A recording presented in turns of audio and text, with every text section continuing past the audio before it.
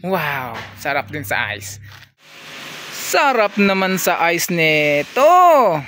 Brembo caliper. Ito rare. Tapos yung sa harap, dalawa din. Shopee build only. Shopee. Ito, meron tayo dito ng dalawang double disc. Na naka-Brembo caliper. Shopee only.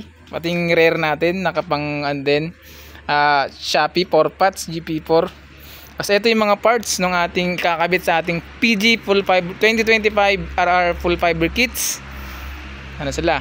Yan, may domino, halos lahat papalitan natin. Yung naka R1 tail, domino switch, ito yung mga clips, ito yung kanyang domino switch.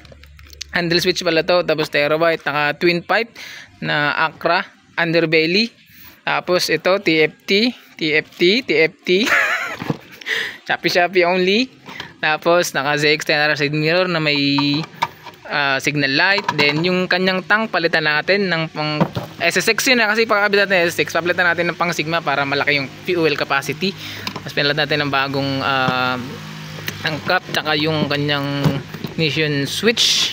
Kasi mga lock syempre parehas, yung brake hose, yung kanyang visor ay pang BMW S1000 RR. Tapos naka gold bolts lodi. Yan, dami ng gold bolts, halos lahat naka gold bolts. Tapos pati yung kanyang dito naka gold bolts din. Then yung handle grip, tapos naka daddy driving light. Yan. Tapos yung mga clips. Tapos ito yung kanyang pares ng gulong, bagong-bago, Beast-Tire The Warrior 120 70x17, tapos 160 60x17. Yan, kapal niya lodi. Sarap. Tapos ito pa. Bali wala pang wala pang fleck pack. May fleck pack si dito.